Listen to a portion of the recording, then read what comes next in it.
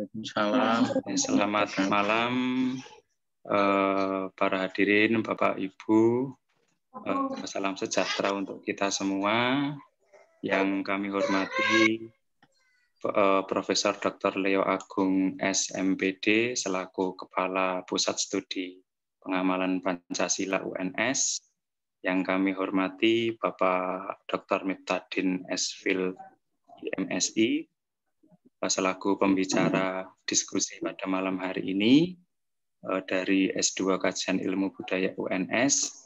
Yang kami hormati Bapak Ibu anggota PSSP, PSPP, Pusat Studi Pengamalan Pancasila UNS, dan juga seluruh Bapak Ibu dosen, para mahasiswa dan yang pada malam hari ini telah menyempatkan waktunya untuk mengikuti jalannya diskusi santai Cafe Bhinneka dalam rangka diskusi mengenai manusia, agama, dan negara, refleksi pemikiran Gus Dur.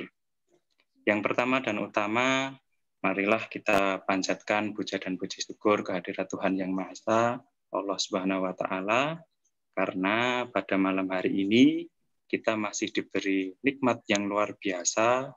Mudah-mudahan nikmat ini bisa kita gunakan, salah satunya untuk menuntut ilmu bersama, sharing bersama, diskusi santai sambil ngopi bersama pada malam hari ini. Izinkan saya selaku host, saya sendiri Dadan Adi Kurniawan dari Prodi S1 Pendidikan Sejarah FKIP UNS memandu jalannya diskusi. Adapun susunan acara pada diskusi pada malam hari ini, yaitu yang pertama sambutan oleh Kepala Pusat Studi Pengamalan Pancasila UNS, kemudian dilanjutkan pembacaan profil singkat mengenai materi, kemudian dilanjutkan mengenai pemaparan materi, kemudian langsung dilanjutkan diskusi santai tanya-jawab, dan kemudian nanti diikuti dengan simpulan refleksi singkat, dan yang terakhir adalah penutup. Karena ini sudah menunjukkan waktu jam 19.38, mari kita buka diskusi santai pada malam hari ini dengan bacaan basmalah bersama-sama. Bismillahirrahmanirrahim. Oke, menginjak acara selanjutnya yaitu sambutan Kepala Pusat Studi Pengamalan Pancasila UNS kepada beliau Bapak Profesor Dr. Leo Agung SMPD. Waktu dan tempat kami persilahkan. Monggo Prof. Leo. Terima kasih Pak Dadan selaku host ya, yang berikan waktu pada saya. Sebelumnya, Assalamualaikum warahmatullahi wabarakatuh. Selamat malam, salam sejahtera untuk kita semua. Om Swastiastu, Namo Buddhaya, salam kebajikan. Yang saya hormati Bapak, Ibu, peserta diskusi, para komunitas, para mahasiswa, dan seluruh hadirin yang berbahagia. Pertama-tama, marilah kita panjatkan puja dan puji syukur kehadirat Tuhan Yang Maha Esa atas limpahan berkat dan rahmat-Nya, sehingga kita pada malam hari ini masih diberikan kesempatan, kesehatan, untuk bisa bersama-sama menghadiri diskusi santai terkait dengan kegiatan PSPP UNS pada malam hari ini. Yang pertama, saya mengucapkan terima kasih dari Bapak Ibu tim PSPP UNS yang telah mempersiapkan untuk kegiatan pada malam hari ini, khususnya pada narasumber, ini juga dari tim kita sendiri, dari tim PSPP. Selamat malam Pak Miftadin. Malam, Prof. Terima kasih, kondisi sehat ya. Ini Bro. Ya. Terima kasih teman-teman dari tim PSP. Ini Mas Pata sudah muncul ya. Pak Pur. Mas Bram sudah muncul belum ini? Ya, juga Bapak Ibu yang lain, terima kasih atas kebersamaannya. Baik, pada malam hari ini sesuai dengan rencana kita, memang kita setiap bulan diharapkan ada suatu kegiatan dan malam hari ini kita akan diskusi santai terkait dengan buku yang ditampilkan oleh Pak Metadin yang sangat produktif di sini. Ya. Malam hari ini akan menampilkan satu buku kaitannya dengan manusia, agama, dan negara. Ya, refleksi pemikiran dari Gus Dur. Ya, kalau kita mengenal nama Gus Dur itu tidak asing. Beliau adalah seorang ulama, guru bangsa, reformis, cendekiawan, bahkan pemimpin politik Indonesia. Ya. Kiai Haji Abdul Rahman Wahid atau Gus Dur, ya, yang mantan Presiden RI yang keempat ini ya. Jadi dari tahun 90-an sampai 2001 ini memang banyak ya kita kenal baik karya-karyanya maupun upaya-upaya reformis untuk membenahi bangsa dan negara ini. Sehingga kalau pada malam hari ini kita akan membedah ya, bagaimana pemikiran ya, terkait dengan manusia, agama, dan negara, ini saya kira sangat luar biasa. Dan satu hal juga, kita lihat Bapak Abdurrahman Wahid atau Gus Dur ini ya, dikenal sebagai Bapak Tionghoa Indonesia.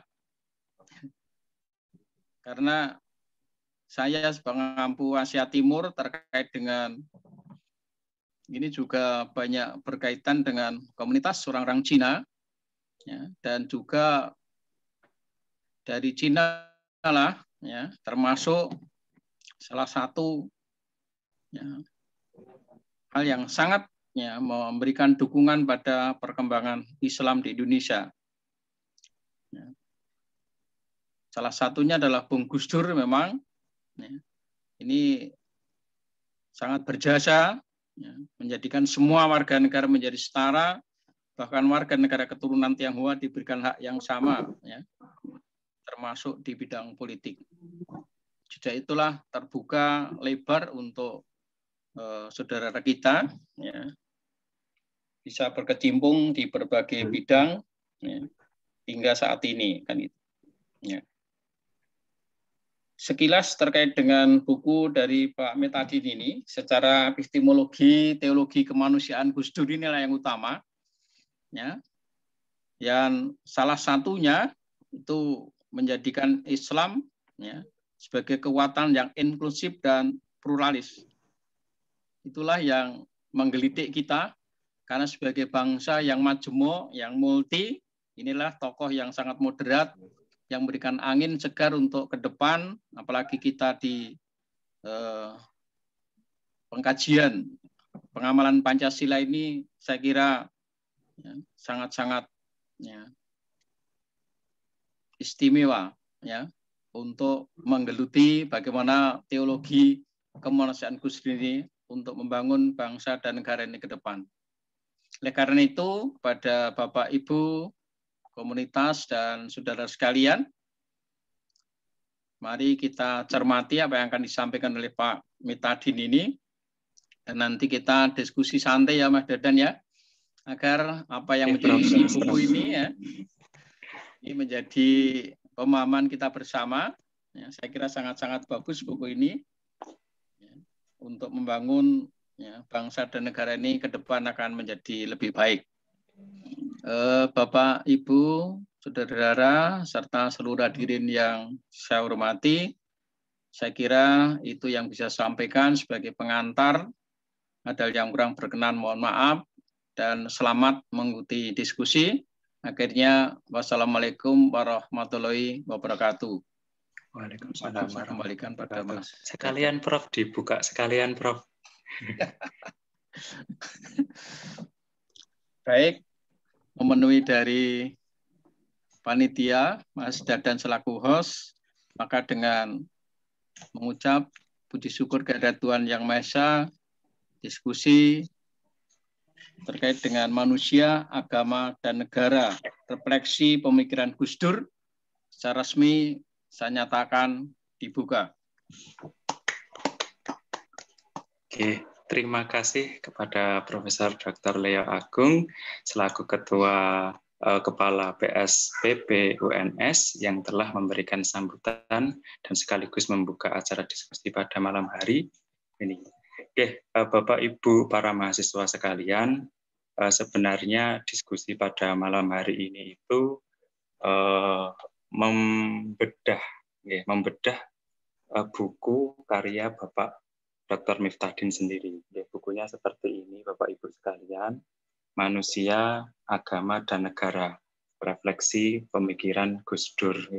Bukunya terbilang cukup tebal, 276 halaman, baru terbit tahun ini, Grace gitu ya, 2021, tapi tidak afdol kalau sebenarnya acaranya disebut bedah buku. Karena kalau bedah buku itu harusnya ada yang membedah.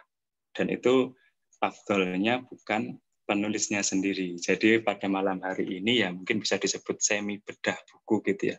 Atau lebih tepatnya ya sharing membicarakan tentang buku ini oleh penulis sendiri yaitu Bapak Dr. Miftadin. Okay. Silahkan bagi Bapak Ibu para mahasiswa yang menginginkan mendapatkan buku yang sangat bagus ini bisa menghubungi saya atau Pak Fatah atau Pak Miftadin sendiri. Harganya Rp80.000. 80.000 rupiah ini Pak Miftadin ini tersenyum ini. Kenapa Pak? Saya cemburu loh Pak. Saya cemburu karena saya tidak bisa atau belum mampu menulis buku yang sudah saya baca ya, walaupun mungkin baru 10%. Tetapi luar biasa sekali Pak Miftadin. Saya belum mampu membuat buku yang berkualitas seperti ini. Jadi Bapak Ibu silahkan, ini buku yang luar biasa untuk memberi wawasan yang luas bagi kita terkait pemikiran Gus Dur. Siapa sih yang nggak kenal Gus Dur? Salah satu tokoh di Indonesia yang sangat luar biasa, yang sangat banyak dikaji, diriset. Beliau sendiri juga menghasilkan banyak karya. Gus Dur ini sangat tepat sekali kalau dikaitkan dengan konteks keindonesiaan yang plural. Teman-teman. Bapak Ibu, langsung saja karena waktu yang mepet, saya akan membacakan sedikit terkait profil Pak Miftadin sebelum beliau memaparkan mengenai buku beliau sendiri. Nama lengkap dan gelar yaitu Bapak Dr. Miftadin S.Phil I.M.Si. Beliau asli Ngawi, Bapak Ibu. Kelahiran Ngawi 15 Maret 1981. Jadi sekitar 10 tahun lebih sepuh daripada saya. Saya 90, beliau 81. Ini kakak tingkat saya jauh nih Pak Miftadin ya. Nah, beliau ini menempuh pendidikan sarjana S1 di STAIN Surakarta. Pada tahun 2001 mengambil jurusan Usluhuddin Prodi Akidah Filsafat. Kemudian S2 beliau ditempuh di UIN Sunan Kalijaga, Yogyakarta dengan mengambil program studi Agama dan Filsafat. Kemudian doktoral beliau juga diselesaikan di UIN dengan sponsor beasiswa dari Diktis Kemenak Republik Indonesia. Dengan judul Gerakan Sosial Masyarakat Sipil. Nah, ini merupakan buku beliau yang ke-6 ya Pak Miftadin ya. Ke-6.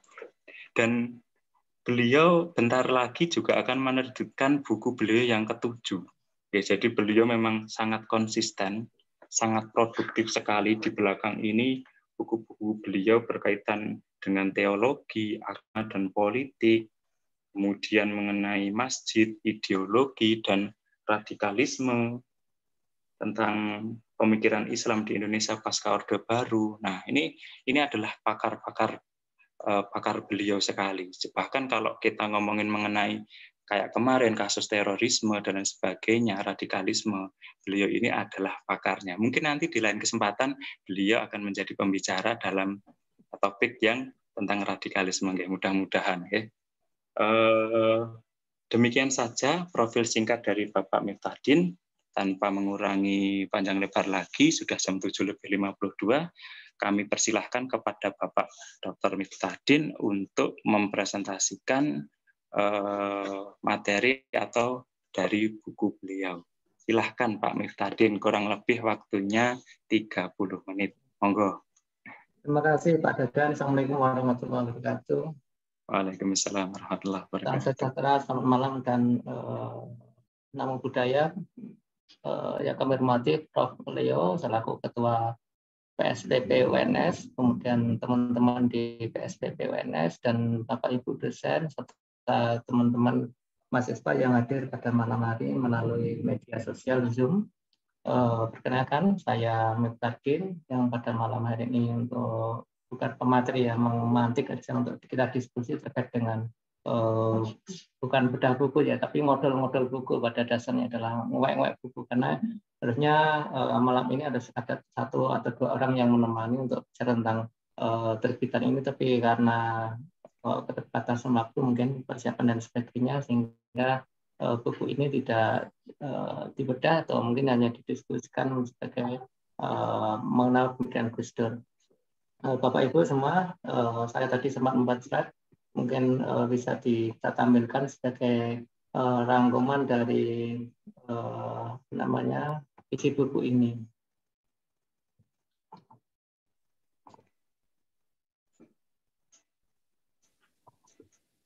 Bapak Ibu, yang pertama buku ini berjudul Manusia, Agama, dan Negara, Refleksi Pemikiran Gus Dur. Buku ini secara prinsip ditulis sejak 2020, sebenarnya sudah lama. Buku ini cuma bisa diterbitkan baru kemarin di Gerbang Media Yogyakarta. Di buku ini sebenarnya lebih banyak bicara tentang humanisme, bicara tentang humanisme religius yang dipikirkan oleh Gus Dur. Cuman karena untuk menarik minat teman-teman dan menarik minat pasar, maka buku ini kemudian dikasih judul oleh penerbit menjadi Manusia, Agama, dan Negara, Refleksi Pemikiran Gus Dur. Judul buku ini adalah Humanisme Religius atau Humanisme Nusantara Abdurrahman Wahid. Karena faktor sesuatu oleh penerbit, maka buku ini kemudian digeser dan atas persetujuan kita kemudian menjadi judulnya seperti ini. Bapak Ibu semua, buku ini secara umum berisi menjadi 6 bab. Yang pertama adalah terkait dengan pemahaman konteks sebagai latar belakang, kemudian ada yang kedua terkait dengan konseptual humanisme, yang ketiga biografi intelektual Gus Dur, keempat adalah pemikiran humanismenya Gus Dur, yang kelima praktis humanisme Gus Dur, dan yang keenam adalah kesimpulan. Di buku ini secara prinsip merangkum berbagai macam aspek yang terkait dengan latar belakang, kemudian sampai gerakan praktis humanisme Gus Dur. Jadi buku ini sebenarnya pengen memotret sebenarnya bagaimana ketika Gus Dur memotret manusia sebagai manusia, kemudian manusia kehadiran agama, bagaimana manusia dengan fitrahnya bergeser, kemudian bagaimana pula ketika manusia dihadapkan dengan identitas kebangsaan, apakah identitas kemanusiaannya, fitrah manusianya bergeser atau tidak. Ini sebenarnya buku ini lebih banyak bicara pada ruang yang itu. Nah, beberapa hal yang latar belakangi adanya penulisan buku ini adalah di Indonesia hari ini muaraknya adanya kekerasan berbasis agama. Ini terlihat bahwa di akhir-akhir ini banyak bomber atau eksklusifisme dalam konteks beragama, sehingga mendorong adanya gerakan atau adanya gerakan yang kemudian mengarah pada bentuk intoleran. Ini kemudian banyak dijumpai, terakhir ada di kasus di Polri, kemudian ada di Makassar dan sebagainya.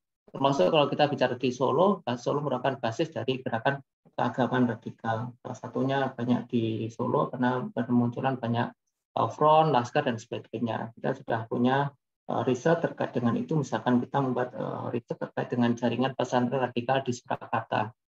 Kemudian riset-riset yang lain juga misalkan kita membuat riset tentang halakoh, materi, dan jejaring di antara masjid-masjid yang ada di Surakarta. Jadi kita membuat pemetaan secara jelas masjid-masjid mana, kantong-kantong mana yang kemudian itu menjadi basis dari gerakan keagamaan yang radikal ini. Jadi kelompok-kelompok ini secara umum yang kemudian latar belakang penulisan buku ini adalah berbagai macam komunitas, enklave dan front-front ini kemudian berangkat dari namanya halakoh. Dari halakoh ini kemudian muncul namanya front, dari front kemudian nanti akan menjadi semi militer. Ini kemudian menjadi kelompok-kelompok yang kemudian menjadi motor menggerakkan kekerasan berbasis agama di Indonesia. Ini kemudian kita potret.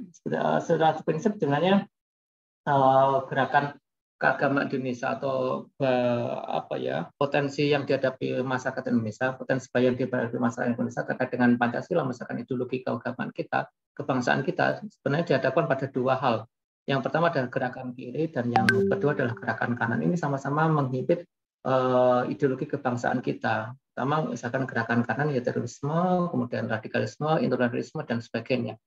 Sedangkan di gerakan kiri ada liberalisme, sekularisme, dan sebagainya. Yang semuanya, dua-duanya ini menghimpit pandangan hidup kebangsaan Pancasila kita. Sehingga ini kemudian harus kita sikapi dengan berbagai hal. Terutama dalam hal ini, misalkan salah satunya yang kita munculkan adalah dengan mengedepankan pemikiran Abdurrahman Wahid. Yang kedua, buku ini di latar belakang adanya gerakan yang masif, populisme, kemudian ini yang muncul pada masa pasca reformasi 98. Sebelumnya karena pada masa Orde Baru ini banyak kebijakan dari Pak Soeharto dulu, Orde Baru yang kemudian menekan mereka, tapi setelah pasca reformasi Indonesia seperti rumah yang terbuka, lebar pintunya, semua gerakan keagamaan masuk di situ, mulai dari kanan mentok sampai kiri mentok ada semuanya. Bahkan terutama pada masa pemerintahan SBY banyak mengakomodir gerakan-gerakan keagamaan yang mengusung dan mengekspor dari ideologi keagamaan yang radikal, terutama dari kelompok Timur Tengah. Sehingga pada aspek ini kemudian munculkan adanya formalisasi agama. Misalkan mereka menampilkan diri dengan berbagai macam identitas keagamaan di ruang publik, yang ini secara prinsip mengganggu pola relasi antara umat beragama di Indonesia. Mereka misalkan kalau di Islam sendiri, mohon maaf, di Islam sendiri misalkan Gus Dur misalkan mengganti dengan istilah demonisasi, mengganti misalkan selamat pagi, awalnya adalah assalamualaikum. Dan kita juga misalkan kalau teman-teman di kelompok mereka sekarang sudah menggunakan berbagai macam term yang kemudian mengarah pada Arabisasi, bukan Islamisasi. Misalkan ada ukti, akhi, ikhwan, akhwat, kemudian abi, umi, dan sebagainya. Yang berikutnya adalah alasan penulisan buku ini. Sebenarnya secara prinsip Gus Dur juga banyak terpengaruh dari gerakan teologi kemanusiaan yang kemudian nanti menjadi rumusan dari spiritualitas kemanusiaannya, bahwa agenda teologi kemanusiaan, agenda teologi modern atau kontemporer ini sebenarnya membicarakan pada 4 ruang. Yang pertama bicara tentang social justice atau keadilan sosial. Ini kemudian Gus Dur ingin memperjuangkan bagaimana umat Islam bisa secara keadilan bisa mendapatkan keadilan, karena pada masa Orde Baru umat Islam banyak dipinggirkan oleh kelompok Pak Harto dan kawan-kawannya. Kemudian yang kedua, ruang kedua yang banyak dibicarakan di masa teologi kontemporer hari ini adalah pluralisme. Ini kemudian Gus Dur mencoba bahwa warna kehidupan di Indonesia itu bukan satu warna, bukan monocolor, tapi juga plural, yang kemudian ini banyak didorong oleh Gus Dur mendorong dan membuat enklave-enklave atau kelompok-kelompok yang menyebarkan gerakan pluralisme. Misalkan kalau Gus Dur di berbagai macam daerah menginisiasi berbagai macam LSM, NGO, dan sebagainya. Misalkan di Jakarta ada Wakil Institut, kemudian di Cirebon ada Fahmina, di Jogja ada LPIS, kemudian di Solo ada Pusat Studi Agama dan Perdamaian, dan sebagainya, yang kemudian itu mendorong adanya pluralisme. Artinya bahwa pluralisme ini kemudian yang nanti akan diharapkan bisa melahirkan berbagai macam atau mengembangkan berbagai macam wacana multikultural dan sebagainya. Ini adalah ruang-ruang yang kemudian bisa didorong bagi alasan penulisan buku ini.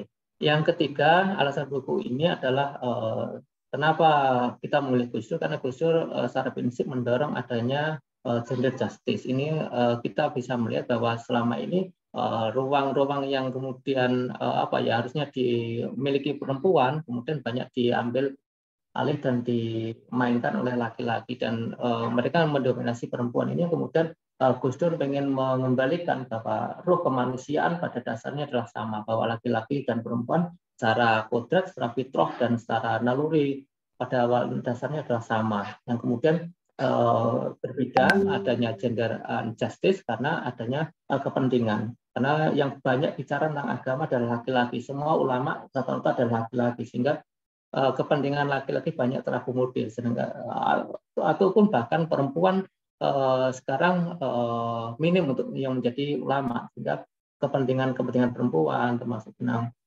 wacana-wacana tentang keperempuanan itu banyak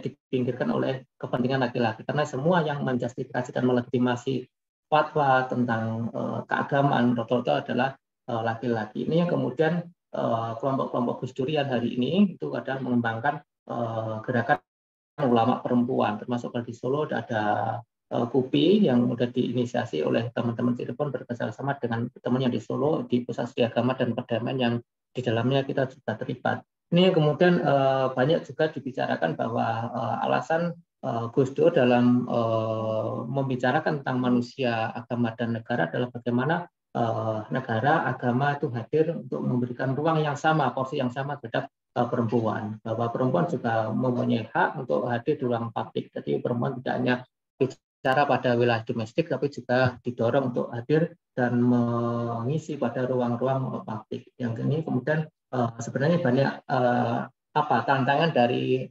kelompok-kelompok yang tadi kita sebut adalah kelompok-kelompok yang eksklusif dalam konteks beragama yang kemudian tidak atau menghalangi perempuan bisa hadir di ruang publik. Karena mereka menggunakan dalil bahwa perempuan tidak boleh keluar, kemudian perempuan harus di ruang domestik dan sebagainya. Ini kemudian harus ditafsirkan ulang, bahwa Al-Quran harus ditafsirkan ulang, harus sesuai dengan konteksnya. Maka nanti Gus Dur akan banyak bicara pada ruang yang disebut dengan ruang pribumisasi.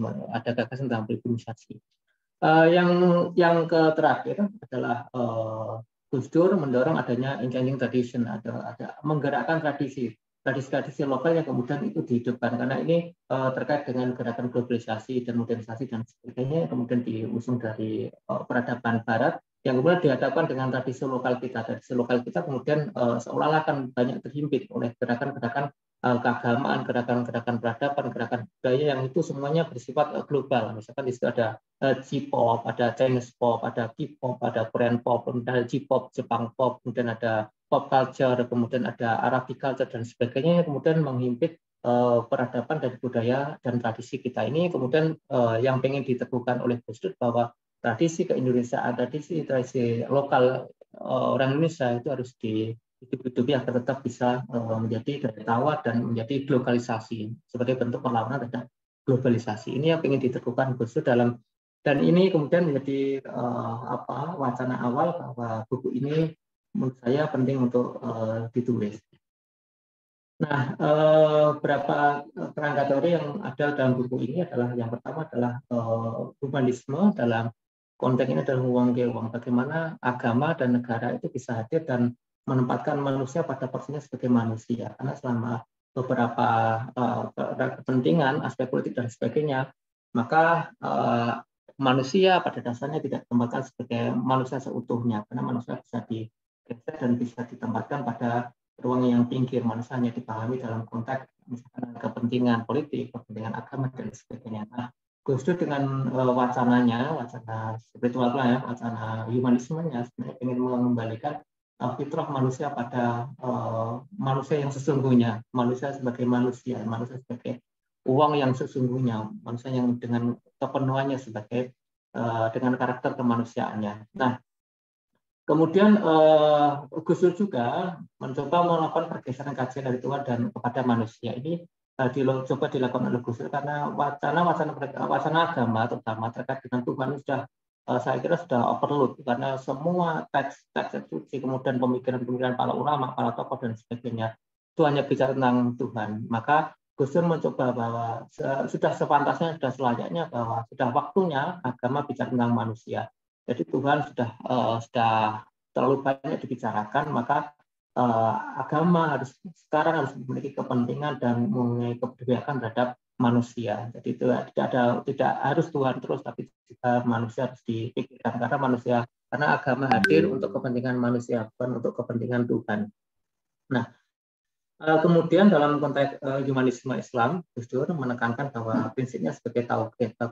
Tauhid adalah core dan sumber utama dari humanismenya. Di situ ada the unity of mind, ada kesatuan manusia, bahwa di sini sebenarnya tauhid itu sebagai ruang pembebasan. Maka di situ ada, misalkan kalau dalam orang Islam melakukan syahadat asyhadu alla ilaha illallah wa asyhadu anna Muhammad Rasulullah, adalah bentuk penegasan bahwa tidak ada hal yang lain, tidak ada Tuhan lain dan sebagainya. Itu artinya adanya penubuhan bahwa Tuhan orang Islam yang satu, kemudian nanti akan berimplikasi pada kemanusiaan. Maka dalam konteks wacana yang dikembangkan oleh Abdul Rahman Wahid termasuk dalam konteks humanismenya, ada istilah antroposentrisme, ada antroposentris,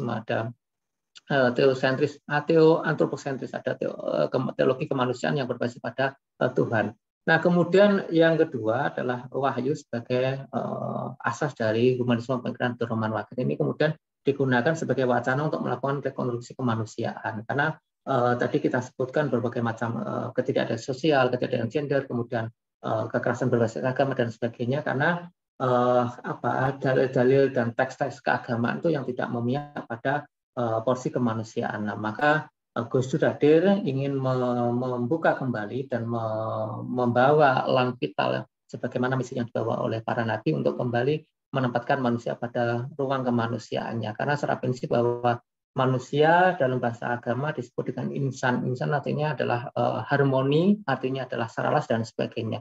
Jika manusia pada konteks insan ini adalah harmoni, maka ketika ia melakukan kejahatan, melakukan ketidakadilan dan sebagainya, maka ia sudah keluar dari kemanusiaannya sendiri. Nah, maka Gus Dur sebenarnya ingin mengembalikan manusia sebagai insan yang sesungguhnya, bukan yang insanan, tapi insan yang sesungguhnya, insan dengan keharmonisannya, kemudian keselarasan dan sebagainya. Nah, pada titik ini sebenarnya insan itu dikonstruksi oleh dua hal dalam konteks ajaran Islam, misalkan itu. Ada sebagai Abdullah dan kedua adalah sebagai Khalifatullah. Abdullah adalah sebagai abdinya Tuhan, sebagai pelayan Tuhan. Yang kedua adalah Khalifatullah, adalah sebagai pemakmur untuk menyejahterakan umat dan mensejahterakan bangsa. Ini sebagai Khalifatullah. Jadi posisi manusia sebagai insan yang harmonis itu adalah mampu membangun relasi yang seimbang antara hablum minallah dan hablum minannas, termasuk juga hablum minal alam. Ini posisinya sebagai Abdullah dan Khalifatullah. Nah, siapa Gus Dur? Gus Dur adalah Turman Adakil yang akrab disebut dengan Gus, karena Gus adalah panggilan di komunitas pesantren yang lebih akrab. Gus itu adalah panggilan untuk anak para kiai dari kata bagus yang artinya baik dan sebagainya. Jadi teman-teman semua adalah Gus. Bapak-bapak yang sudah agak sepuh adalah kiai. Termasuk di sini saya nggak tahu dulu para wali menempatkan kiai sebagai panggilan untuk ulama. Padahal kiai di Solo juga ada namanya Kiai Slamet dengan kiai lain. Nah, kemudian ini adalah Nuri Nabi yang kedua 34. Jadi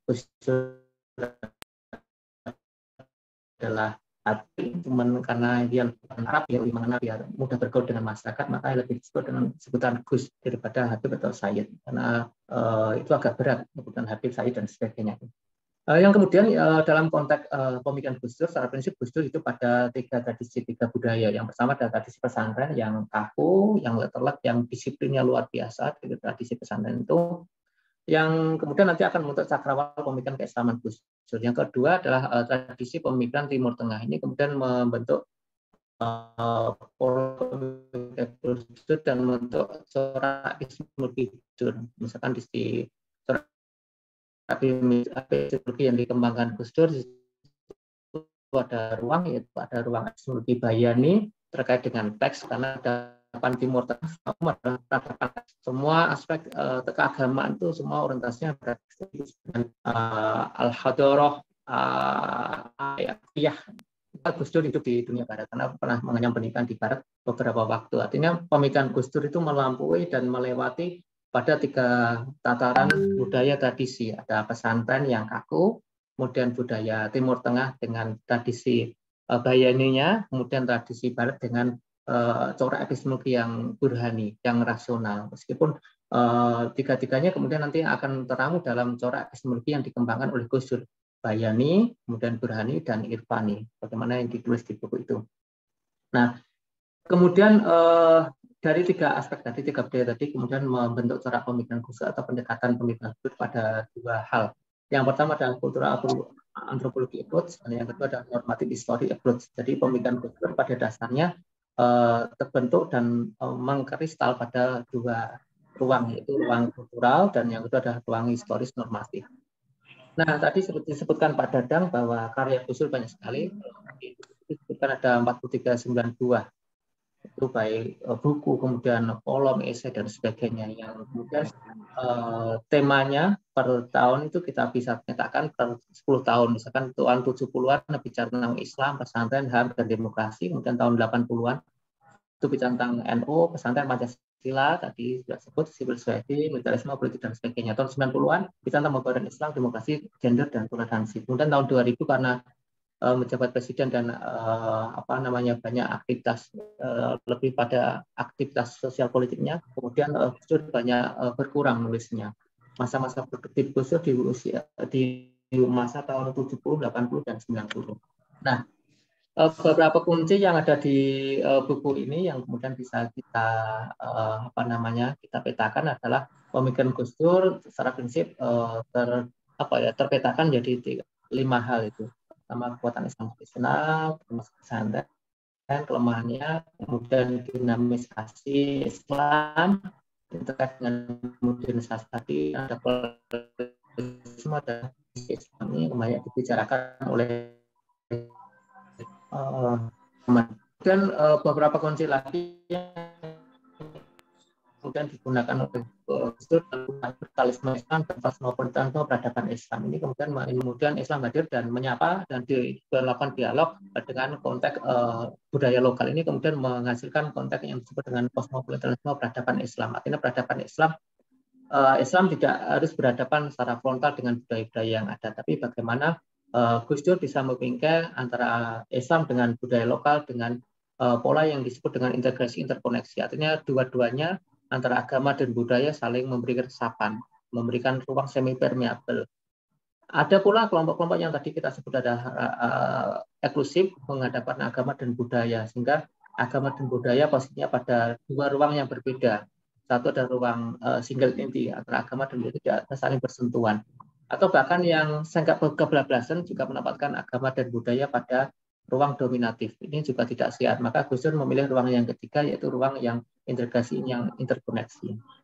Nah, dari itu semua, kata kunci itu semua kemudian memunculkan beberapa istilah yang kemudian menjadi kata kunci pokok dalam buku ini. Kemudian yang pertama adalah al-huriyah, kemerdekaan. Jadi manusia itu pada prinsipnya adalah huriyah, merdeka. Nah, kemerdekaan ini yang kemudian nanti digunakan oleh paradigma teologi Gus Dur, spiritualitas kemanusiaan Gus Dur, untuk mendorong kemandirian, baik kemandirian individu, kemandirian masyarakat, dan sebagainya. Kemudian nanti munculkan istilah civil society. Jadi Gus Dur itu mendorong luar biasa, mendorong civil society, penguatan masyarakat. Artinya bahwa Gus Dur sebenarnya dalam konteks kemasyarakatan dan kebangsaan pengen dialogkan antara political society, economical society, dan civil society. Ada 3 ruang yang kemudian didiskusikan dalam kepentingan dalam buku ini. Political society adalah negara, kemudian civil society adalah masyarakat, dan economical society adalah pemilik modal. Dalam konteks ini adalah kapitalisme dan sebagainya. Kemudian banyak menjadi ruang diskusi Gus Dur.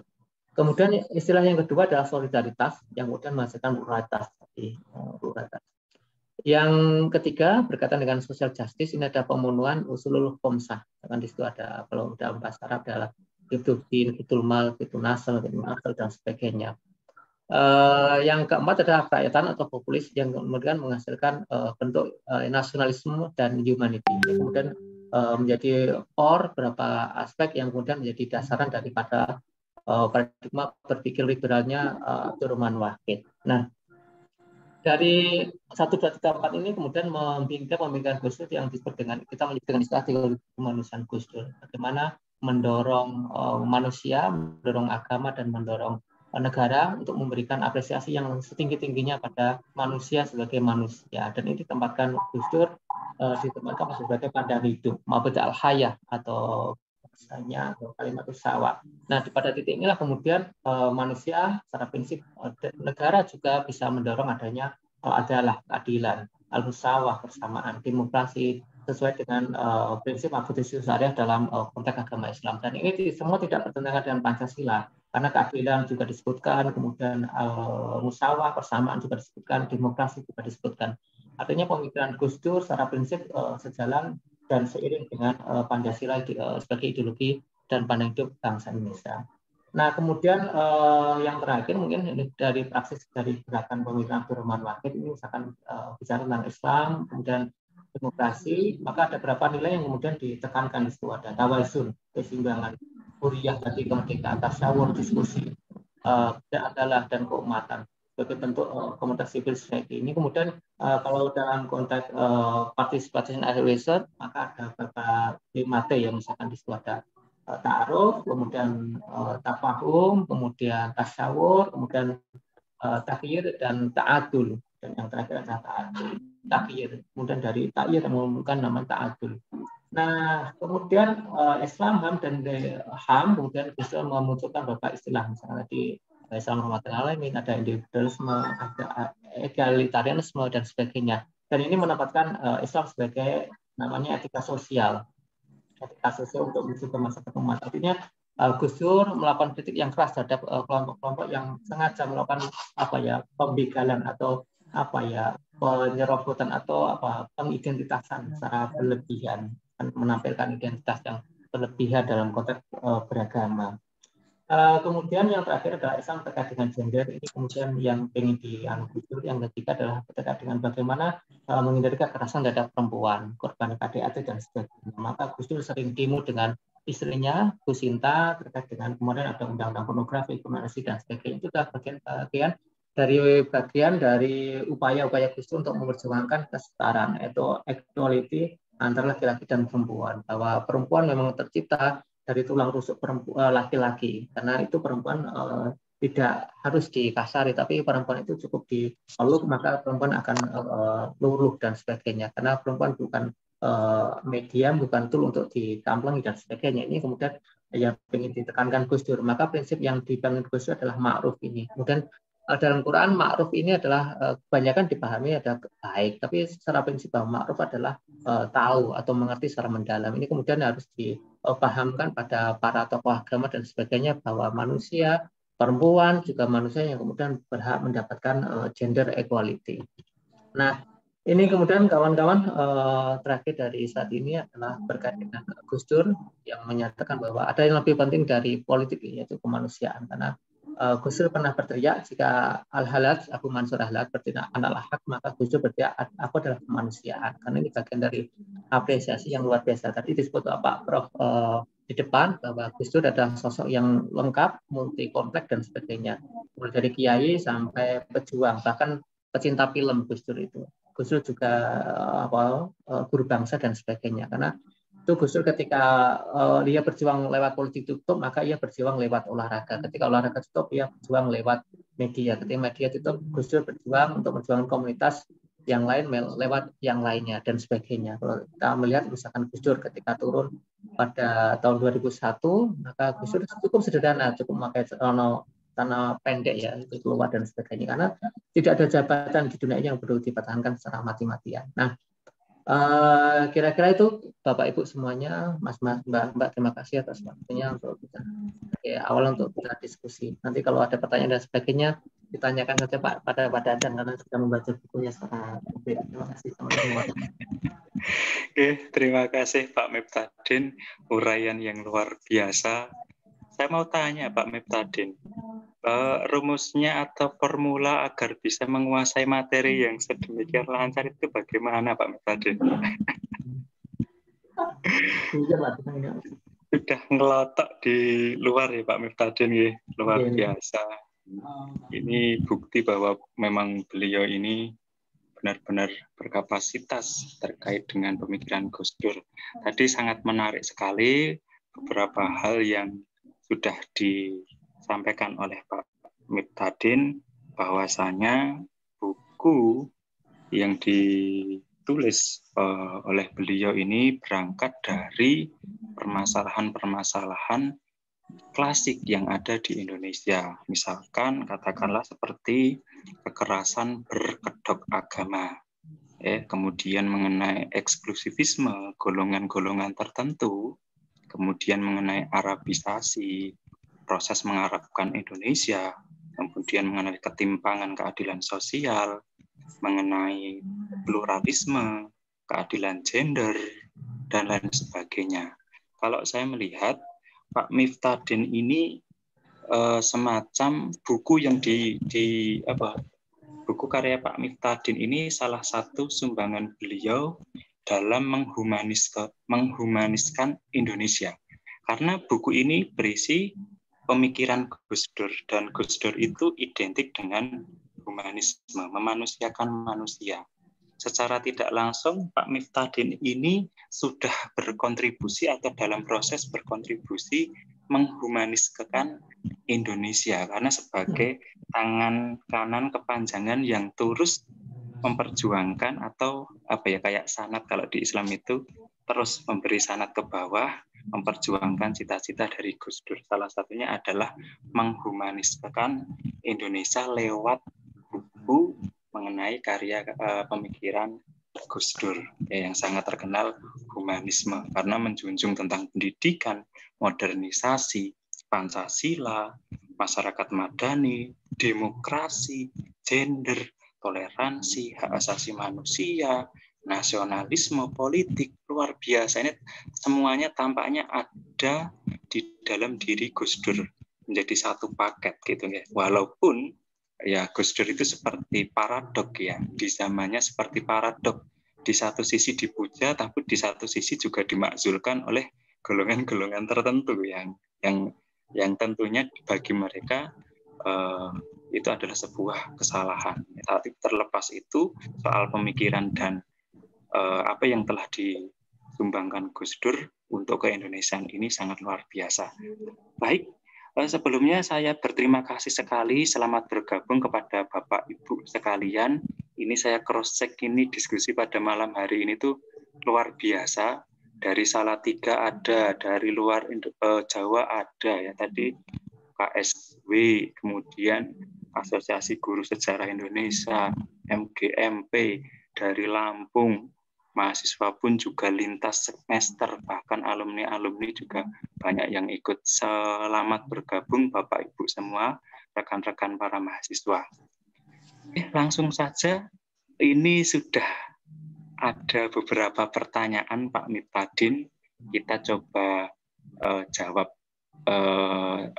bacakan yang pertanyaan pertama dan mungkin nanti bisa langsung panjenengan jawab. Ini yang pertama ada dari Mas Ditya Rismawan.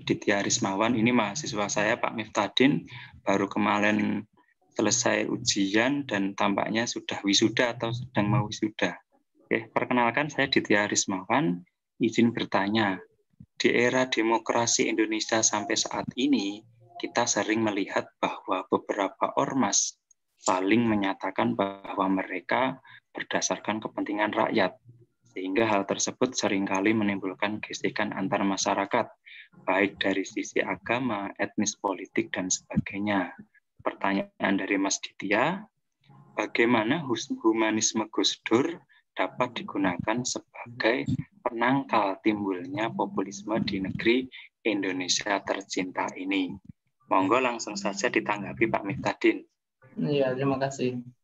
Sebenarnya ada beberapa istilah, misalkan tadi ada istilah populisme, jadi masih menjadi perdebatan. Kemarin di Kementerian Agama juga menjadi perdebatan apakah populisme itu adalah gerakan keagamaan yang mengarah pada kekerasan atau tidak dan sebagainya. Itu menjadi tema yang kemudian menjadi wacana yang terus menggelinding. Kemudian kemarin kita juga menulis di jurnal, kemudian ada istilah humanisme, populisme, kemudian Islam populis, kemudian itu meminta untuk direvisi karena itu adalah istilah yang kemudian masih jadi perdebatan dan kurang bisa ditempatkan di situ. Nah ini kemudian dalam konteks humanisme saya kira bisa lah misalnya demokrasi misalkan. Bukan demokrasi. Nah, Gus Dur dalam buku ini yang saya tulis di sini bahwa menekankan bahwa demokrasi itu sebenarnya bukan secara prinsip bukan lembaganya. Misalnya lembaga itu hanya media saja, media, sarana dan sebagainya. Tapi yang penting dari demokrasi itu sendiri adalah hakikatnya, substansinya, atau goyahnya, tujuannya. Tujuan dari demokrasi adalah bagaimana mensejahterakan umat, mensejahterakan kesejahteraan untuk masyarakat. Ini kemudian menjadi penting bahwa mendidik mereka dengan berbagai macam pendidikan rakyat itu menjadi penting. Dan sekali lagi bahwa humanisme Gus Dur berbicara demokrasi bukan pada ranah yang disebut dengan kelembagaan, tapi ranah pada yang disebut dengan ranah hakikat, ranah yang disebut dengan ranah substansi. Tujuannya adalah untuk mendidik rakyat agar rakyat mampu untuk mandiri, mampu untuk memetakan diri sendiri, mampu menyelesaikan persoalan sendiri. Yang tadi di buku ini disebut dengan istilah civil society, itu yang menjadi penting. Jadi kalau ada berbagai macam gerakan rakyat, gerakan yang mengatasnamakan rakyat, saya kira perlu dipetakan lagi apakah itu memang benar atas nama rakyat atau memang hanya untuk atas nama kepentingan. Karena tadi saya di depan sudah menyatakan bahwa memang ada berbagai macam kelompok yang kemudian atas nama agama, atas nama negara, atas nama politik dan sebagainya yang kemudian menjadikan mereka sebagai media untuk memingkirkan dan menindas kelompok agama lain. Misalkan atas nama agama mereka berdiri Allah Akbar. Untuk karena berbagi agama dan sebagainya, kemudian mereka menyisihkan kelompok agama lain yang kemudian minoritas. Kalau di Solo banyak sekali, misalkan kalau kita bisa mengambil contoh, kemarin ada si A di Semanggi yang dipinggirkan, ada stereotip karena kepentingan agama. Dan sebenarnya secara prinsip bukan untuk kepentingan agama sebenarnya. Mereka menggunakan kepentingan ekonomi. Di Solo itu kan banyak sekali kan, misalkan teman-teman yang kemudian berteriak atas nama agama. Sebenarnya secara prinsip mereka berteriak atas nama ekonomi, bukan lagi agama. Teman-teman yang teroris itu kan sebenarnya secara prinsip atas nama ekonomi semua saja, kita melihat, bukan atas nama agama sebenarnya. Jadi agama hanya jadi sarana, jadi ada legitimasi aja untuk kemudian. Kira-kira gitu Mas Dadan. Jadi inginnya bahwa buku ini tentang humanisme Gus Dur, bahwa bagaimana demokrasi itu bicara tentang substansinya, bukan bicara tentang kelembagaannya. Jadi kalau ada beberapa kelompok masyarakat yang kemudian mengatasnamakan rakyat, saya kira perlu dibaca ulang. Karena itu hanya berbicara tentang kepentingan mereka, bukan kepentingan masyarakat secara umum, bukan kepentingan bangsa. Karena Gus Dur itu pengen menekankan adanya yang disebut dengan politik kebangsaan, bukan politik identitas. Itu yang kemudian harus kita catat itu. Terima kasih Pak Miftadin. Mau merespon sedikit, mudah-mudahan ini bisa menjawab pertanyaan dari Mas Ditya. Berarti secara tidak langsung banyak ormas-ormas yang sebenarnya mungkin tujuan mereka ada benarnya juga dari sebagian mereka gitu ya. Cuman kemudian yang menjadi celaka itu ketika mungkin di atas namakan agama, padahal sebenarnya tujuannya bukan atas dasar agama beneran. Dan mungkin menurut Pak Miftadin setuju tidak bahwa sebenarnya banyak ormas-ormas yang mungkin caranya tidak humanis gitu. Caranya tidak humanis walaupun mungkin tujuannya humanis gitu. Menurut Bapak gimana Pak? Iya, malah nggak humanis. Caranya juga humanis, kemudian tujuan juga humanis. Kalau teman-teman misalkan kalau kelompok keagamaan yang rata-rata menggunakan kekerasan itu kan bukan humanis ini. Walaupun tujuannya sebenarnya ingin mengembalikan pada real keagamaan. Tapi justru dengan cara yang tidak humanis ini akhirnya keluar dari konteks yang disebut dengan rahmatan yang alami tadi. Jadi saya kira kita ingin membalik pada ruang yang humanis juga dengan pendekatan yang humanis juga, dan yang banyak dilakukan oleh teman-teman kelompok-kelompok yang tradisional itu lebih cenderung menggunakan pendekatan yang humanis. Oke, terima kasih Pak Miftadin. Mudah-mudahan menjadi pencerahan untuk kita semua, khususnya Mas Ditya Rismawan. Baik, sebelum saya buka open mic, saya lanjut dulu ke pertanyaan yang kedua. nanti kita persilahkan via open mic ya, ini dua dulu sekaligus dari chat ya. Ini dari Bapak Bilal Ahmad Zaki Ramadan. Izin bertanya, mengapa pemikiran Gus Dur masih relevan untuk dunia nyata dan maya saat ini? Tidak adakah penggantinya yang sepadan sehingga publik atau masyarakat merindukan dan mendambakan untuk mengimplementasikan pemikiran Kiai yang kita ketahui memiliki beberapa kontroversial dalam politiknya pada masa lalu. Jadi ini lebih menekankan tidak adakah pengganti Gus Dur yang sepadan dengan pemikiran-pemikiran Gus Dur. Monggo Pak Miftadin. Iya, secara prinsip Bapak Gus Dur dan guru bangsa yang kemudian yang perlu kita garis bawahi. Nah, sebenarnya banyak tokoh-tokoh yang kemudian bisa kita tempatkan sebagai orang tua. Kalau dulu saya di buku itu menyebut dengan istilah orang tua untuk kelompok-kelompok muda NU. Misalkan di situ ada Gusmus, kemudian hari ini ada Said Akil Sirot. Meskipun juga pemikiran mereka banyak yang kontroversial. Misalkan kalau Said Akil Sirot juga banyak yang kontroversial ya. Misalkan tentang bagaimana meruangkan atau memberi ruang yang lebih besar untuk pemahaman terhadap aswaja al-husna wal jamaah ini kemudian banyak menimbulkan kontroversi, meskipun juga Gus Dur juga kontroversi. Cuman hari ini kalau kita bicara tentang apakah pemikiran Gus Dur masih relevan, saya kira masih sangat relevan karena berkaitan dengan konteks politik kebangsaan itu yang pertama. Yang kedua adalah bagaimana menempatkan agama itu dalam ruang etika sosial menjadi values, menjadi nilai yang kemudian bisa diamalkan dalam kesempatan di mana agama itu hadir. Artinya Islam tidak menjadi agama dalam pengertian teologi, tapi Islam menjadi agama dalam pengertian epistemologi dan agama menjadi Islam menjadi agama dalam pengertian yang peradaban. Artinya bahwa Islam bisa masuk dalam ruang pengetahuan, diskursus, wacana dan sebagainya. Agama juga masuk dalam ruang al-hadarah, as-saqafah, itu ruang masuk dalam ruang peradaban, sehingga Islam bisa memberikan values spirit untuk penguatan budaya-budaya lokal di masing-masing daerah. Ini saya kira pemikiran Gus Dur masih sangat relevan untuk 5-10 tahun dan depan dan sebagainya.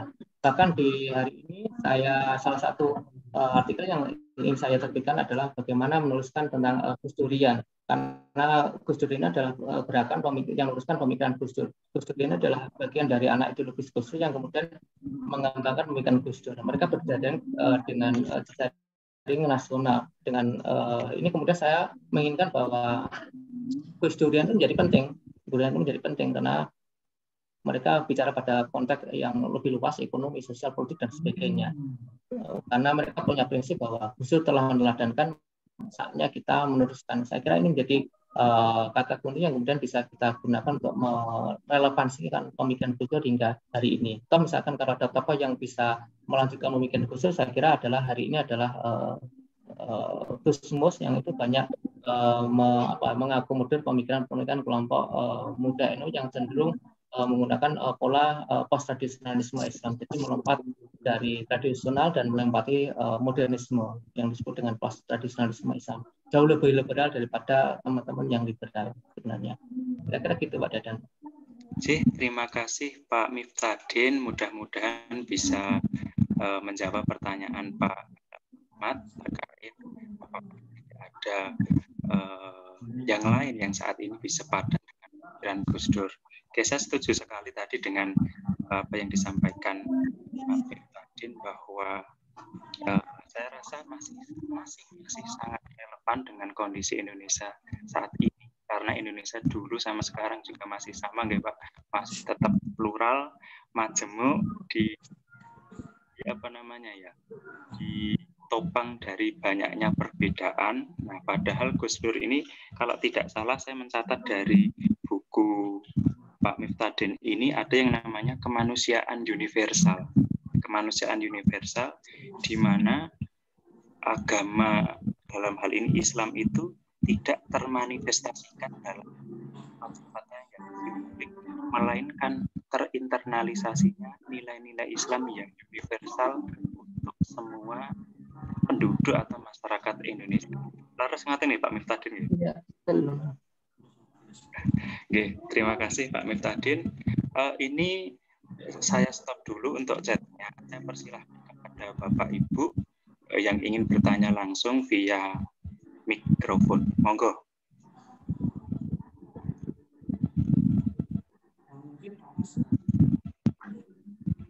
Pak Teguh mungkin ingin bertanya. Boleh bertanya, Pak? Saya ingin bertanya.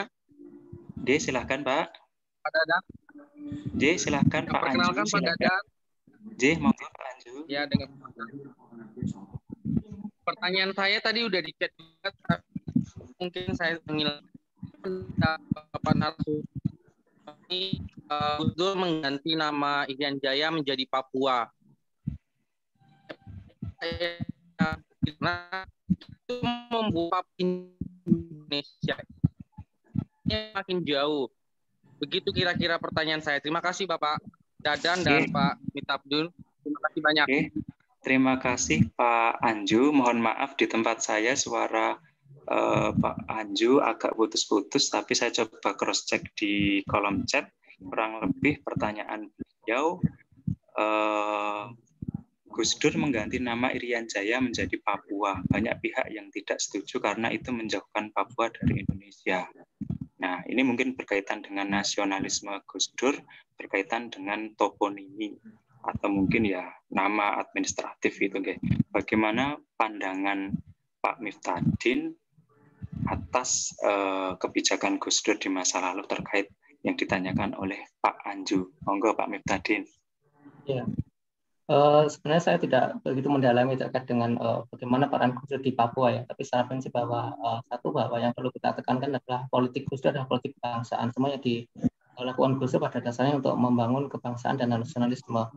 Saya pernah melihat bahwa mulai baca bahwa Gus Dur juga pernah mengizinkan untuk mereka mengibarkan bendera Bina Kejora, tapi secara prinsip bahwa Gus Dur kan secara prinsip melawan melalui lelucon bahwa dia bendera itu hanya dianggap sebagai simbol dalam konteks misalkan kita punya simbol bendera UNS dan sebagainya, tapi dalam bingkai NKRI saya kira Gus Dur tidak lebih daripada itu, bahwa Gus Dur pengen melihat bahwa pengen mengakomodir kepentingan mereka secara prinsip bahwa mereka juga bagian dari NKRI, maka secara sah mereka nggak apa-apa mereka mengganti itu karena ada kebanggaan tersendiri bagi masyarakat Papua bahwa dengan nama Papua, bukan lagi Irian Jaya. Artinya Gus Dur ingin meneguhkan bahwa mereka punya local wisdom yang kemudian bisa dianggap dalam konteks pada ruang nasional. Saya kira seperti itu Pak Dadan.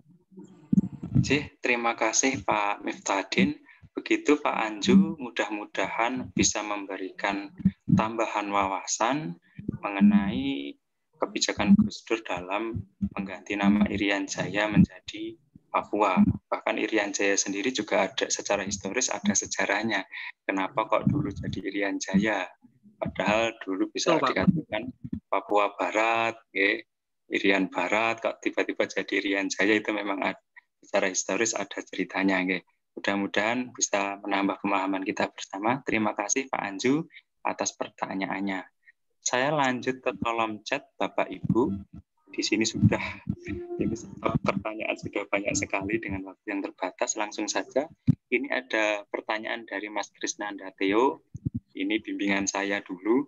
Ini sekarang sedang menempuh S2 di UGM Gajah Mada. Pertanyaannya, pada awalnya masyarakat Indonesia yang plural dipersatukan oleh ideologi Pancasila. Solidaritas dan nasionalisme masyarakat Indonesia dapat dinilai tinggi. Namun masih ada beberapa ideologi yang mengarah ke radikalisme. Bagaimana cara mengkonstruksi atau bahkan merekonstruksi pemikiran masyarakat Indonesia, tentunya dewasa ini dan ke depan, yang masih memegang ideologi tersebut. Pemikiran Gus Dur saya kira masih relevan. Bagaimana cara membumikan? Saya catat betul di buku Pak Miftadin ini ada pribumisasi Islam, tapi Islam nilai-nilai yang universal. Nah, bagaimana cara membumikan pemikiran Gus Dur dalam rangka menangkal ideologi-ideologi yang mengarah pada radikalisme dan sejenisnya? Monggo Pak Miftadin.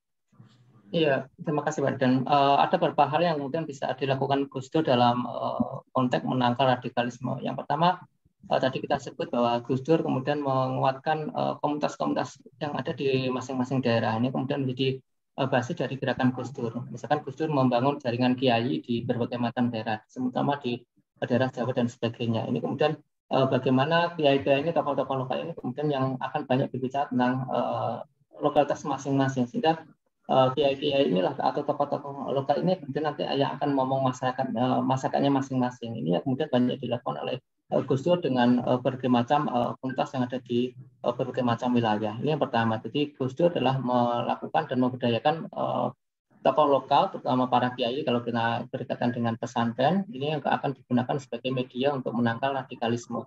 Yang kedua juga Gus Dur membangun komunitas-komunitas muda yang kemudian diwadai dalam bentuk LSM, NGO. Ini banyak sekali Gus Dur menginisiasi.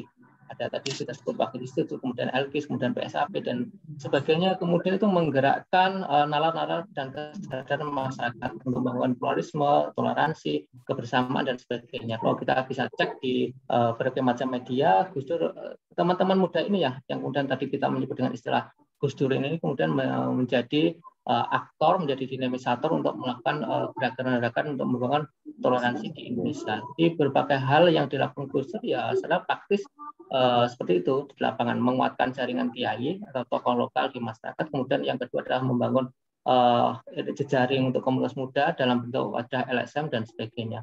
Gus Dur juga banyak melakukan terbitan-terbitan, misalkan yang dilakukan oleh teman-teman yang kemudian direproduksi ulang, misalkan Gus Dur misalkan yang dilakukan oleh teman-teman di LKIS dan sebagainya. Ini adalah bagian dari kesadaran untuk membangun nalar, pandangan hidup dan sebagainya di masyarakat secara luas. Jadi penyebaran wacana itu menjadi penting. Itu Pak Dadang kira-kira. Jadi menguatkan peran tokoh lokal dan misalkan juga menguatkan peran-peran NGO, lembaga-lembaga non swadaya itu yang kemudian banyak dilakukan oleh Gus Dur Pak Dadang. Oke, terima kasih Pak Miftadin atas jawaban pertanyaan dari Mas Krisnanda. Ada beberapa cara bagaimana membumikan ajaran-ajaran Gus Dur yang sangat Indonesia sekali, jadi sangat relevan sekali. Kalau tidak salah mungkin kalau saya tangkap itu ketika dalam beragama jangan terlalu mabuk agama gitu. Oke, nanti mungkin Pak Miftadin mungkin saya minta pendapatnya sekaligus. Ini saya juga bertanya. Bosnya kan boleh bertanya nggak Pak Miftadin nggak? Boleh, monggo. Nanti jawab sendiri Pak Dadan. Nggak, jadi semacam mabuk agama itu juga tidak baik. Belajar agama tidak sampai level hakikat itu juga membahayakan karena di level permukaan seringkali sampainya itu pada simbolisme yang berakhir ketika masyarakat Indonesia plural seperti ini sering terjadi benturan dan justru mengarahnya itu ya setengah-setengah gitu ya. Menurut Pak Miftadin gimana Pak Miftadin? Iya, saya kira tadi kita di depan sudah menyebut bahwa Gus Dur mencoba untuk menekan sedemikian hingga kelompok-kelompok yang kemudian meneguhkan eksistensi dan politik identitas mereka di ruang publik dengan berbagai macam cara tadi, bahwa Islam ayo dipahami bukan sebagai teologi, bukan sebagai agama yang formal, tapi Islam dipahami dalam perspektif yang lebih epistemologi dan lebih peradaban lagi, lebih yang humanis lagi. Ini kemudian bisa masuk dalam berbagai macam nilai untuk dikembangkan di masyarakat. Saya kira beragama secara berlebihan juga tidak baik, tidak beragama juga tidak baik. Jadi kita sebut bahwa benturan dalam konteks kenegaraan kita, saya kira dihadapkan pada dua wilayah tadi. Misalkan ada satu di sisi kiri dan satu lagi di sisi kanan. Yang di sisi kiri adalah liberalisme dan sekularisme, yang di sisi kanan adalah radikalisme. Dua-duanya ini tidak baik juga. Gus Dur mencoba untuk menempatkan agama, menempatkan Islam bukan pada ranah yang simbolis, tapi menempatkan Islam pada ranah yang idealis, ranah yang lebih normal, values dan sebagainya, yang berbicara pada, kalau tadi Pak Dadang menyebut pada wilayah yang hakikat atau thariqah, bahkan makrifat dan sebagainya. Ini kemudian menjadi dasaran bahwa beragama itu adalah kita harus keras dalam diri kita, inklusif pada diri kita, tapi ketika kita keluar kita harus inklusif. Ini menjadi penting. Itu Pak Danang kira-kira. Oke, terima kasih sekali Pak Miftadin pencerahan bagi kita bahwa Gus Dur selama ini Sejauh beliau hidup, memang tidak berusaha untuk memformalisasikan Islam dalam negara, tapi membumikan ke jantung kehidupan manusia dengan Islam yang unik. Oke, langsung saja, ini di chat sudah banyak. Kita langsung menginjak selanjutnya. Pertanyaan dari Mas Nadif Hanan, ini juga mahasiswa pendidikan sejarah UNS, angkatan 2017 kalau tidak salah Mas Nadif. Pertanyaannya, salah satu kebijakan Gus Dur adalah berencana untuk menjalin kerjasama dengan negara Israel. Kira-kira apa alasan beliau berencana membuka kerjasama dengan Israel yang notabene sampai sejauh ini stigma masyarakat khususnya di Indonesia, bahkan di belahan bumi lain, itu seringkali ya kita ketahui bersama gitu kan. Nah, silahkan langsung saja Pak Miftadin. Iya, harus kita pahami dan harus kita ketahui bahwa satu, Gus Dur itu orangnya nyeleneh. Jadi orangnya apa yang dilakukan itu kebanyakan di luar nalar manusia. Karena kalau Nur Kholis menyebut bahwa ada beberapa hal yang kemudian tidak diketahui manusia. Ada kematian, ada jodoh, ada rezeki, dan satu lagi adalah Gus Dur. Itu adalah salah satunya. Maka yang dilakukan Gus Dur ketika membangun jejaring dengan teman-teman yang Zionis itu, terutama Israel dan sebagainya, saya kira kita kembali lagi melihat tantangan politik pada masa Gus Dur menjadi presiden, di mana masa waktu itu bahwa Gus Dur dihadapkan pada tantangan disintegrasi bangsa. Maka hal yang perlu dilakukan Gus Dur yang pertama kali adalah bagaimana menguatkan dan mencari legitimasi dari kelompok-kelompok atau negara-negara di luar sana, di luar negeri untuk tetap mengakui bahwa Indonesia adalah bagian dari satu kesatuan yang tidak dipisahkan. Ini dilakukan Gus Dur agar kelompok-kelompok yang ingin melepaskan diri nanti suatu saat tidak diakui oleh kelompok-kelompok atau negara-negara di luar negeri. Kemudian Gus Dur membangun hubungan bilateral dengan Israel, kemudian dengan China dan sebagainya. Saya kira gitu Pak Dam. Jadi untuk politik aja, untuk kepentingan politik di masyarakat kita membangun komunikasi dengan teman Israel dan sebagainya. Oke, terima kasih Pak Miftadin sudah menjawab pertanyaan Mas Nadif. Saya kira ini luar biasa karena memang memahami sesuatu itu kita juga harus tahu benar latar belakang kondisi waktu itu, jiwa zaman, ya. Apalagi biasanya seringkali kita mengejas karena kita hanya tahu permukaannya, tapi tidak tahu di balik itu semua ada pertimbangan-pertimbangan yang tentunya sangat matang. Sekilas kayak aneh ya, tadi Pak Miftadin bilang nyeleneh, banyak memunculkan kebijakan-kebijakan nyeleneh yang tidak pada umumnya. Ya kayak zaman dulu mungkin Nabi Ibrahim kok mau beleh anaknya sendiri itu kan juga nggak etis kan, masa anak beleh, tapi di balik itu semua ada sesuatu yang sifatnya ma'rifatullah, ada sesuatu yang itu baik, ya itu baik, intinya itu baik, tetapi kelihatan secara sekilas anak kok medit bunuh. Nah, kan ini kalau orang umum melihat ajaran ini kon bunuh anak dewi, kurang lebih seperti itu aja Pak Miftadin guys. Oke, langsung saja. Ini ada pertanyaan selanjutnya dari Pak Natanil. Natanil ini ibu atau bapak sih? Ibu atau bapak nih? Kepada bapak atau ibu Natanil, izin bertanya, walaupun keluar dari konteks webinar, kalau melihat naiknya Gus Dur sebagai presiden tidak bisa dilepaskan dari dukungan dari poros tengah dan ormas Islam lain. Lengsernya Gus Dur tidak lepas juga dari terjadinya kontrak politik antara Gus Dur dengan poros tengah dan sebagainya. Apakah turunnya Gus Dur tidak lepas dari beberapa indikator yang termuat dari isi buku tersebut? Monggo Pak Miftadin. Ya, saya kira kita bicara tentang naik turun Gus Dur, misalkan memang poros tengah yang pertama mengusung Gus Dur. Amin Rais yang pertama kali mendukung dan mendorong Gus Dur untuk maju ke Pilpres.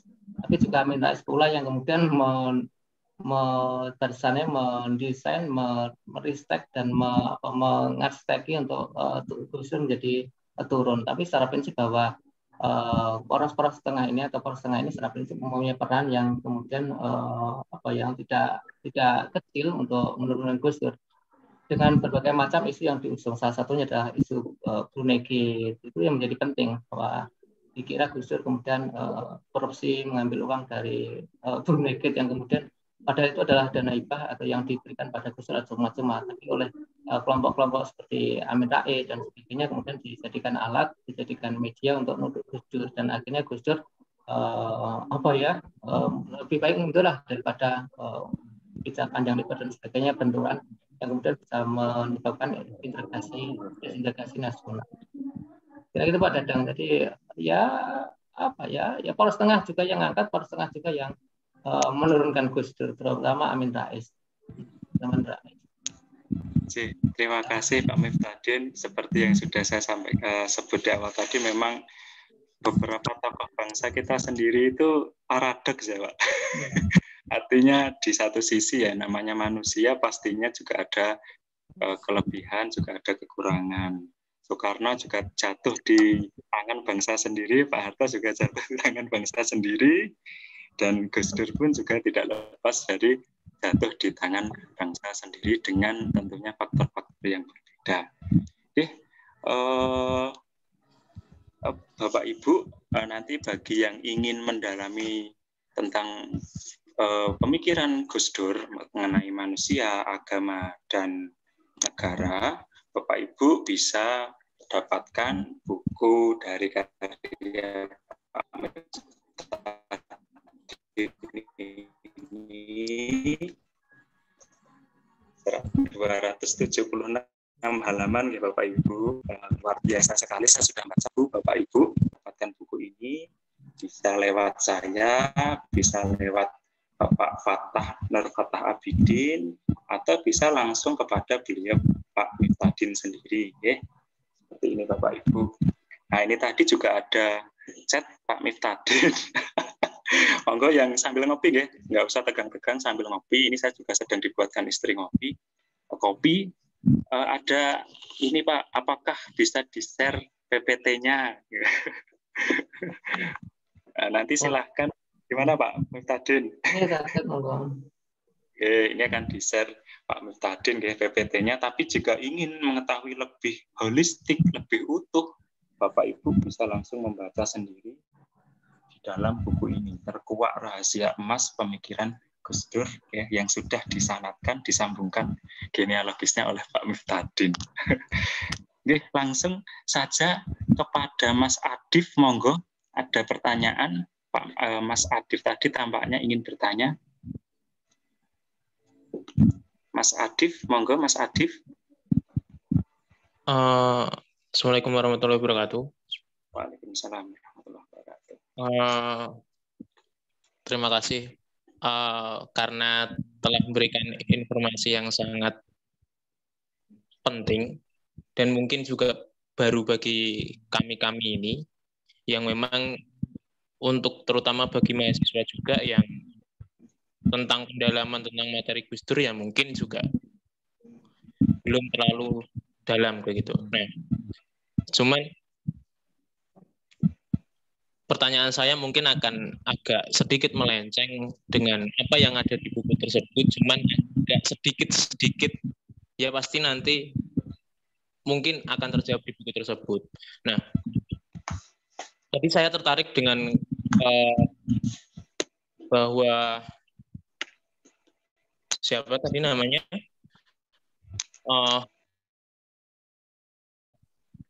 Pak siapa? Oke, Gus Miftadin tadi bilang bahwa sekarang kita mulai berfokus pada gerakan-gerakan yang memang ataupun NGO ataupun LSM lokal yang mungkin terutama Gus Durian tersebut. Ya mungkin semacam ketika kita mau menarik simpati seseorang terhadap ideologi Gus Dur yang menggunakan Gus Durian, yang mana dengan menggerakkan tradisi menubuhkan Indonesia begitu. Nah, cuman beberapa kali saya mengikuti Gus Durian kan ada beberapa pertanyaan muncul ketika kita dihadapkan dengan negara begitu ataupun tentang bagaimana Gus Dur ataupun pemikiran Gus Dur dan sebuah negara. Mengenai Indonesia hari ini, tentang intoleransi Indonesia hari ini, saya tertarik kutipan di tweetnya Gus Najis ketika itu sama Prof. Ariel Hirtanto. Dia berkata bahwa begini, seorang Islam ketika dia ingin menunjukkan ideologinya ataupun tentang pandangannya terhadap sesuatu hal, dia tidak bisa menafikan bahwa politis itu sesuatu yang dalam tanda kutip kotor begitu. Nah, dari sini saya berpikir begini, ketika mungkin beberapa kali saya juga ikut dari teman-teman Gus Durian dalam berdiskusi dan lain-lain, narasi-narasi untuk terjun ke politik ataupun untuk ada di di tingkat kuasa itu masih kurang gitu. Nah, sedangkan kita sendiri tidak bisa menampik ketika kita mau menggunakan ideologi ataupun menerapkan sesuatu ideologi, misalkan pluralisme Gus Dur, kita juga harus di atas. Ya mungkin itu salah satu penyebab Gus Dur merelakan dirinya untuk dia menjadi presiden ketika itu, yang mana mungkin Gus Dur menganggap bahwa itu menjadi salah satu kunci agar dia bisa menempatkan ideologinya terhadap pluralisme. Gitu. Terima kasih. Wassalamualaikum warahmatullahi wabarakatuh. Waalaikumsalam warahmatullahi wabarakatuh. Jadi Mas Adif lebih ke ini ya, tambahan pendapat ya, Mas Adif ya? Ya mungkin sharing saja gitu, karena ibaratnya saya juga beberapa kali ikut diskusi tentang pemikiran Gus Dur begitu, dan beberapa kali menemui pertanyaan-pertanyaan yang mungkin juga masih belum terjawabkan begitu. Jadi seperti itu. Terima kasih sekali Mas Adif. Ini kalau tidak salah angkatan 2016 ya Mas Adif ya. Oke, angkatan 2016 S1 Pendidikan Sejarah UNS juga Pak Miftadin. Alhamdulillah hari ini dibantu oleh mahasiswa dalam menjawab beberapa pertanyaan yang masuk tadi, sekaligus pencerahan buat kita. Karena waktu yang terbatas Bapak Ibu, ini masih ada pertanyaan dari Mbak Mita Sulistianingsih. Pertanyaannya sangat mendasar sekali, mungkin nanti bisa dijawab secara ringkas. Apa saja jasa Gus Dur kepada bangsa ini yang tidak pernah terlupakan? Sekaligus saja Pak Miftadin, saya bacakan untuk pertanyaan yang terakhir menurut saya, jamnya sudah jam 9 kurang 2 menit. Ini pertanyaan dari Mbak Ardeti. Selamat malam Mbak Ardeti. Terima kasih sudah menyambung. Oh, ini Pak Fatah juga mau bertanya. Nanti saya kembalikan ke Pak Miftadin, diizinkan enggak Pak Fatah bertanya? Atau nanti di belakang layar sambil ngopi-ngopi. Langsung sekalian pertanyaan dari Mbak Ardeti. Izin bertanya, pemikiran Gus Dur banyak membahas mengenai interfaith dialog. Dalam pandangannya, terciptanya interfaith dialog dapat menyelesaikan masalah kemanusiaan, khususnya untuk mewujudkan masyarakat yang makmur. Menurut Pak Miftadin, apakah sebetulnya ide interfaith dialog Gus Dur tersebut mungkin untuk dilakukan di Indonesia, atau hal yang utopis, angan-angan saja gitu? Monggo Pak Miftadin, 2 pertanyaan terakhir, jasa dan juga apakah ini tadi pertanyaan dari Mbak Ardeti. Monggo. Ya, terima kasih Pak Dadan. Yang pertama terkait dengan sumbangan Gus Dur yang terbesar, saya kira yang pertama Gus Dur telah memberikan wacana yang luar biasa terkait dengan bagaimana privatisasi Islam, sehingga Islam yang ditampilkan di Indonesia bukan lagi Islam yang marah, tapi Islam yang ramah. Itu yang menjadi sumbangan terbesar Gus Dur, saya kira. Dia menyumbangkan wacana Islam ramah, bukan Islam yang marah, bukan Islam yang memukul, tapi Islam yang merangkul. Yang kedua adalah Gus Dur juga menyumbangkan secara sosial, keagamaan, politik, budaya adalah bagaimana membangun kemandirian masyarakat. Itu menjadi penting sampai hari ini.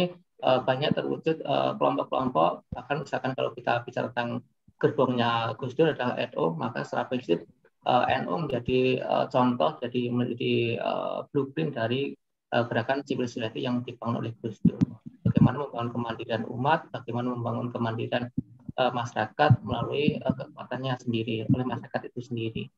Yang ketiga, semangat Gus Dur saya kira adalah bagaimana mendorong adanya civil society di Indonesia. Itu bagaimana dilakukan Gus Dur dengan peneguhan demokrasi, kemudian HAM dan gender equality. Ini kemudian Gus Dur mendorong bagaimana lahirnya kelompok-kelompok ulama yang itu adalah ramah terhadap perempuan. Itu jadi penting saya kira. Ulama-ulama yang ramah perempuan, ramah terhadap kepentingan perempuan. Sekali lagi karena selama ini ulama banyak didominasi oleh laki-laki sehingga yang masuk dan yang memberikan tafsir semua aspek agama adalah laki-laki. Nah, Gus Dur ingin bahwa yang memberikan tafsir terhadap kepentingan perempuan ya perempuan itu sendiri sehingga ada keseimbangan wacana antara kepentingan perempuan dengan kepentingan agama.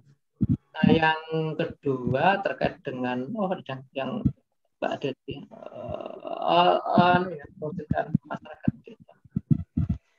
Intervensi.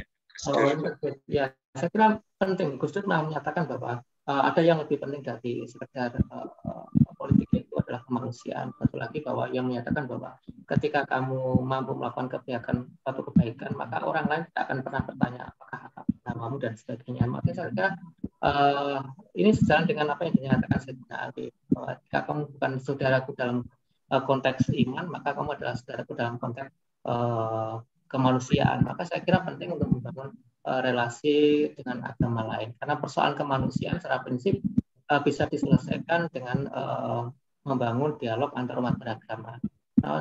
Secara prinsip bahwa titik temu antara agama itu kan pada dua ranah. Yang pertama adalah ranah transendental teologis, ini ketemu agama itu ketemu pada ruang metafisis. Yang kedua, jika tidak ketemu pada ruang yang ini, maka agama bisa ketemu pada ranah yang disebut dengan ranah humanisme, ranah kemanusiaan. Semua agama fokus pada kasih sayang, kemudian cinta, kemudian membangun perdamaian, toleransi dan sebagainya. Semua bisa. Jadi ruang agama yang ada bisa dimasuki oleh hal-hal kayak gini. Jadi tidak ada agama yang mengajarkan kekerasan. Semua agama bisa mendorong dan mengajarkan kasih sayang. Jadi pada ruang yang kedua ini semua bisa. Jadi saya kira interface yang dibangun oleh Gus Dur saya kira bisa diterapkan di Indonesia dengan cara membangun kerjasama. Dan selama ini sudah pernah dilakukan oleh Gus Dur banyak sekali. Gus Dur berapa kali khotbah di gereja dalam konteks memberikan wacana pencerahan ya. Saya berapa kali saya mengisi acara di gereja. Kemarin saya baru pulang dari gereja PKJ yang ada di Ngojolaban misi. Di dalam konteks bukan untuk urusan teologis tapi urusan kemanusiaan karena kita bicara tentang kemarin tentang bencana dan sebagainya. Kira-kira gitu Pak Dadang. Terima kasih. Terima kasih Pak Miftadin, luar biasa. Mudah-mudahan bisa menjawab dengan memuaskan atas pertanyaan Mbak Mita dan Mbak Ardeti tadi mengenai jasa-jasa dan juga pemikiran Gus Dur ini apakah bisa dibilang utopis atau tidak gitu. Ini Pak Miftadin, Pak Fatah itu mau tanya itu masih diperbolehkan atau bisa aja Pak, bisa aja di STP. Pak Fatah senyum-senyum Mas. Nggih, ngapunten nggih Pak Fatah nggih dan Bapak Ibu yang lain yang mungkin masih memendam pertanyaan, tetapi karena memang waktu membatasi kita untuk meneruskan kegiatan ini, ya mohon maaf, mudah-mudahan di lain kesempatan diskusi dari ketiga Cafe Bhinneka yang diadakan oleh Pusat Studi Pengamalan Pancasila mudah-mudahan bisa secara konsisten diadakan ke depannya Bapak Ibu. Sebelum acara kami akhiri, saya akan memberikan sedikit simpulan reflektif bahwasanya pada malam hari ini mengambil topik Gus Dur mengenai pendidikan agama dan negara, kita diajarkan bahwasanya politik itu penting, tetapi kemanusiaan jauh lebih penting karena politik itu agama, politik itu cara, kemanusiaan itu adalah tujuan. Dan saya punya buku karyanya Mahatma Gandhi bahwa semua manusia bersaudara. Ini segaris dengan pemikiran Gus Dur bahwa kita tidak bersaudara secara atau agama, juga bersaudara dalam hal kemanusiaan. Inilah salah satu pikiran luar biasa dari Gus Dur, termasuk termasuk beliau juga dikenal sebagai Bapak yang ini ya Pak ya, memperjuangkan minoritas ya Pak Miftadin ya, Bapak yang memperjuangkan minoritas dalam hal ini. Tionghoa, tidak hanya Tionghoa saja sih ya, masih banyak hal lain, toleran, hak asasi manusia, modernisasi. Secara tidak langsung, Pak Miftadin, pertanyaan dari saya terakhir, berarti secara tidak langsung Gus Dur ini sebenarnya adalah sudah mengimplementasikan nilai-nilai Pancasila ya Pak Miftadin ya? Sudah banget. Sudah banget. Okay. Terima kasih Pak Miftadin, terima kasih kepada seluruh audien hadirin, Bapak Ibu dosen, Bapak Ibu guru, para mahasiswa dan malam hari. Sekali lagi bagi Bapak Ibu yang ingin mempelajari lebih dalam, detail termasuk buku karya Pak Miftadin yang kita bahas malam hari ini, Manusia, Agama, dan Negara, refleksi pemikiran Gus Dur. Ya, bisa menghubungi saya, Pak Miftadin sendiri, atau Pak Fatah. Oke, demikian acara diskusi pada malam hari ini. Terima kasih Pak Miftadin. Ya, luar biasa. Terima kasih Prof. Leo. Iya, sama-sama Mas. Terima kasih. Terima kasih Pak Fatah, seluruh teman-teman semua yang sudah menyiapkan, berkoordinasi menyiapkan demi kelancaran kegiatan malam hari ini. Dan saya mohon maaf apabila saya dalam sebagai host banyak salahnya. Ya, wassalamualaikum warahmatullahi wabarakatuh. Selamat beristirahat. Mohon maaf ya, makasih semuanya. Pak Miftadin, Mas Dada, Fatah, Bapak Ibu semua atas kebersamaannya. Kita lab dulu.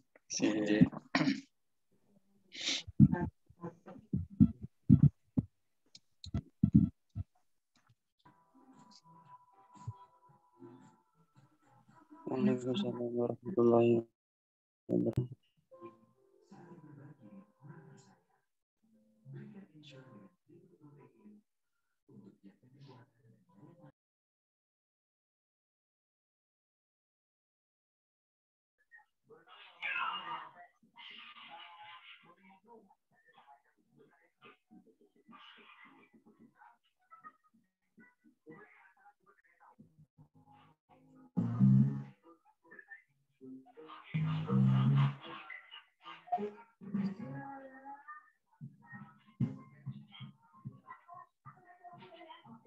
Thank you.